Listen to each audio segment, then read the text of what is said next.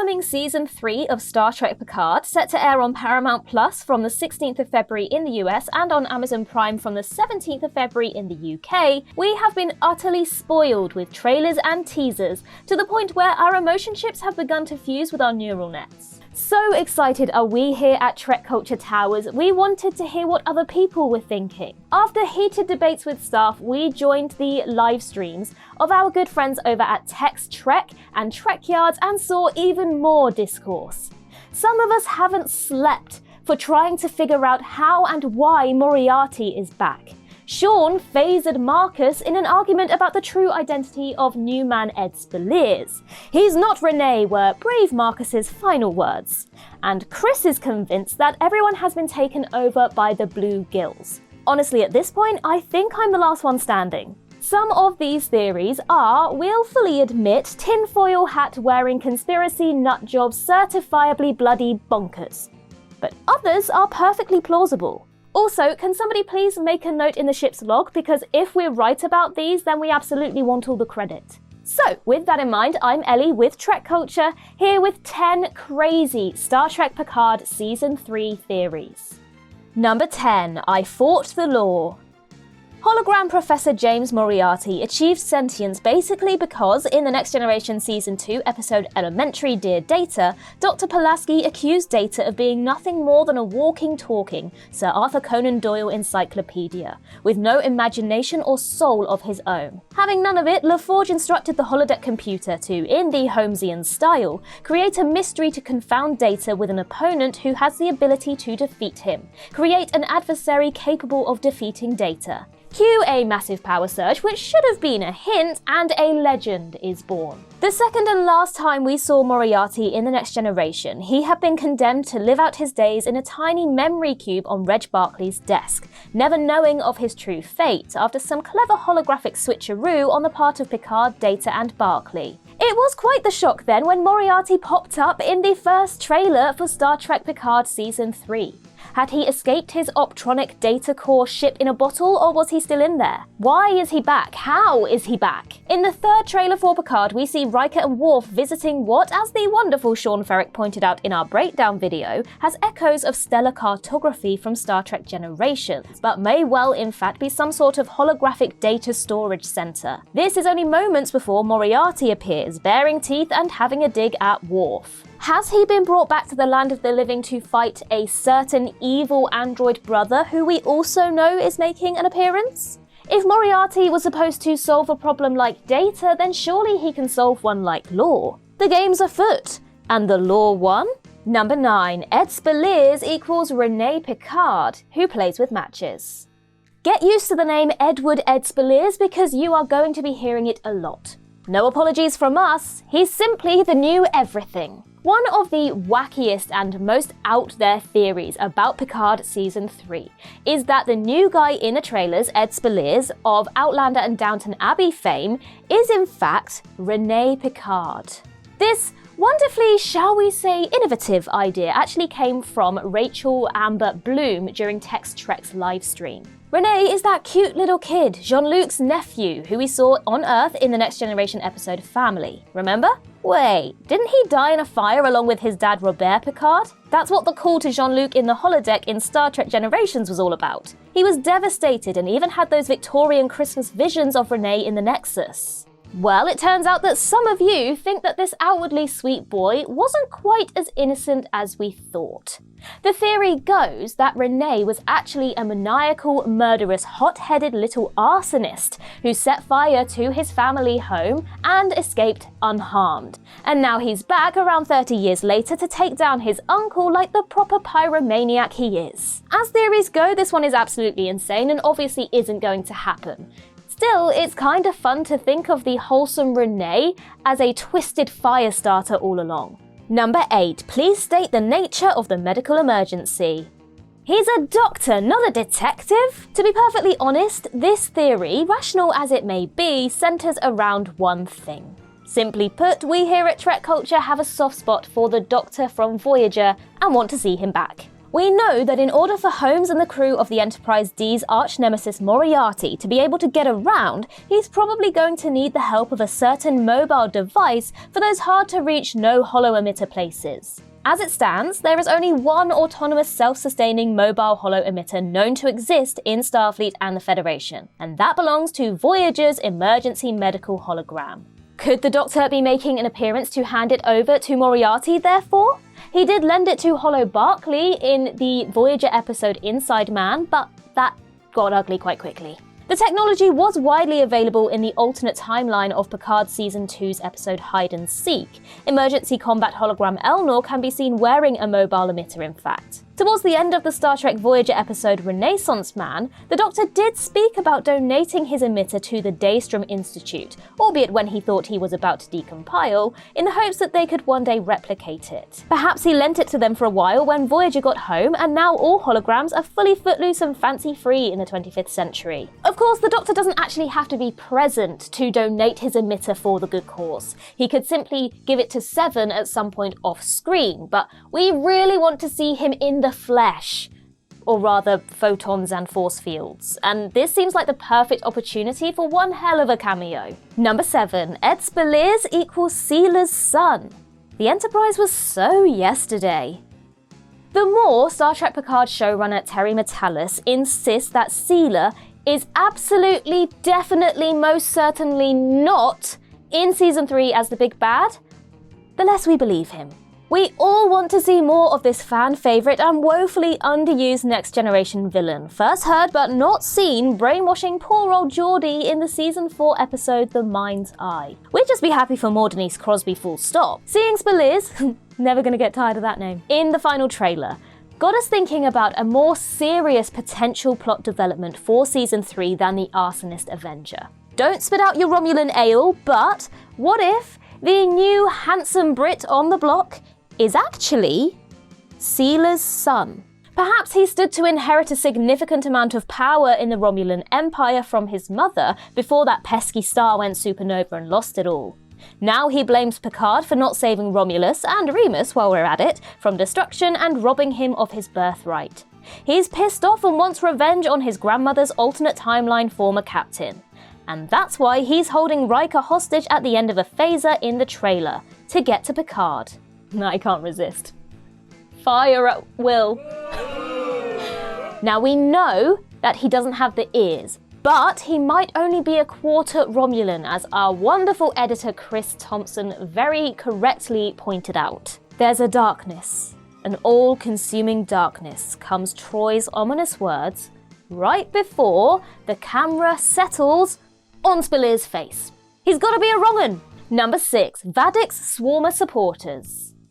You can dream as much as you like, but we have already been told that there is no way in hell that we will be seeing a blonde bowl cut in Season 3 of Picard. Vadic, played by the wonderful Amanda Plummer, daughter of Star Trek legend Christopher Plummer, is presented in the trailers as the big bad. But is she the puppet master? She does have some minions, however. If you pause the final trailer around 1 minute 12, you get a good view of a mysterious hooded figure. Vadic can be seen ordering a whole bunch of these aliens around. And some of you crazy cats on the interwebs have pointed out that these beings look a little bit like those freaky power-sucking aliens from the Voyager episode The Swarm. Perhaps Vadic took a little detour via the Delta Quadrant. We know from Prodigy, for example, that you can do that a lot quicker than back in Voyager's day, to recruit the swarm aliens for her attack on Starfleet and the Federation. They might have upgraded their interferometric pulses since Captain Janeway beat them, and in that they would be a formidable foe. Now, we never actually see any swarm ships in the trailer, but that would probably give the game away if they are who we think they are. Oh, and if it is them, can we please keep the Doctor at least a sector away? He went through enough in that Voyager episode. Number 5, Blue on Bluegills. It would be frankly negligent to do an entire piece on Picard Season 3 theories and not include a reference to the Next Generation episode that is literally titled Conspiracy. It's almost like they planned this all along. In amongst the teasers and trailers, it seems like there might be some Starfleet on Starfleet fighting going on in Picard Season 3. One theory that was first picked up in the Trek Yard's live chat is that those bluegill parasitic organisms from the aforementioned Cronenbergian Fever Dream episode have returned to take over the Federation. Maybe it's Vadic, maybe they just never left. Obviously, this is a ridiculous theory and no one would believe it. Everyone at Trek Culture can go back to eating their insect larvae now. All is well, honest. There's also one major problem that would tend to rule this theory out. We've gone back over the trailer and done some strategic pausing in that Starfleet versus Starfleet bit, and it looks like the guy wearing the command uniform, who's shooting an operations officer with a phaser, which is set to kill, by the way, is none other than, you guessed it, everybody's favourite Ed Belize. Is it too late to rename the show at this point? Star Trek Deep Space Belize. Number 4, Ed Belize equals Picard's son. Is he attached? This one had to come up at some point. People have been speculating about a Picard crusher love child ever since Wesley somehow suspiciously made acting ensign on the flagship. There's your original Nepo baby, people. There is one particular version of this theory that's been doing the rounds since trailer 3, and it would explain why Beverly was absent for the whole of season 2. It was so she could put Picard's unborn child up for adoption. We put the complex calculations through the bioneural gel packs, i.e. the late night Trek Culture WhatsApp group chat, and figured that any love child of Picard and Beverly's conceived during the run of The Next Generation would have to be now at least in their 40s. Mr. Belize is mid-30s, although he looks a lot younger. Maybe Dr. Geiger's cellular regeneration and entertainment chamber was a success after all. So this could work at a push. There is one major flaw in this theory, however. Why didn't Picard discover this when he and Beverly were attached at the brain during the Next Generation episode Attached? Perhaps they didn't reveal every single thought during the experience? Sometimes what happens on Risa really does stay on Risa. Number 3, Frontier Day. What day does Picard Season 3 air? Oh, it's a Thursday, not a Tuesday. Ah, well, there goes part of that theory. Moving on, this entry is less of a theory and more an attempt to tick something off of our bucket list here at Trek Culture. The third and final trailer for Season 3 of Star Trek Picard officially begins with a bosun whistle signalling the arrival of Admiral Jean-Luc Picard and Captain William T. Riker to the bridge of the USS Titan A. The former colleagues are accompanied by Commander 7 of 9. As the captain of the Titan A, now finally confirmed to be played by Todd Stashwick, states, both Picard and Riker are aboard to perform an inspection. No blowing things up, no firefights, and no crash landings. Ah, the good old days. But what does this little ship tour remind you of? Could it be a reference to the opening of the first Next Generation movie, Star Trek Generations, with Picard in the role of Captain Kirk visiting this shiny new Titan/Enterprise B before everything goes awry? We think so. All that's missing are those Federation news cameras. That probably makes Riker Scotty's counterpart in this scenario, and 7 is Chekhov? We know that Terry Matalas is a big fan of the original series era movies, and so this neat tie-in of the original series to the Next Generation to Picard would make a lot of sense. All that's missing is a shot of a champagne bottle breaking across the hull of the Titan. A perfect way to celebrate what many believe to be Frontier Day, until, of course, something inevitably goes wrong. Number 2, Ed Belize equals a clone, the Nemesis knockoff. Okay, we promise this is the last bit of spiel about Ed Belize. One final theory about who this guy is that the Trek Culture staffers came up with when the replicators decided to stop giving us any more coffee. Now, if you haven't seen our amazing Star Trek Nemesis Theory You've Never Heard Of video, then pause, go watch that now. No one will tell Belize that you made us wait. Done? Good. As we theorise, Shinzon, who was revealed to be a clone of Captain Picard in the film Star Trek Nemesis, must have been created in or around 2354. At that time of his career, Picard was still just captaining a lowly vessel in the back end of the galaxy. Sorry, Stargazer fans out there. So why did the Romulans pick him for their Starfleet infiltration master plan? The answer? They found out all about Picard's future importance from the alternate Tasha Yar, who was sent back in time in yesterday's Enterprise. We here at Trek Culture now want to add another layer of madness to this timey-wimey cloney-cloney theory. What if Shinzon wasn't the only copy of Picard that the Romulans made. What if, and hold on to your consoles, Ed's Belize is set to play another Picard clone? I mean, he's got the accent for it, he might as well. A Shinzon Mark II, if you will. There could be multiple superior Belize or other failed Picard clone attempts coming our way, and we are absolutely here for it. Of course, this is all completely bonkers and about as likely as Janeway and Paris having lizard babies. Although, number 1, lore is lagging.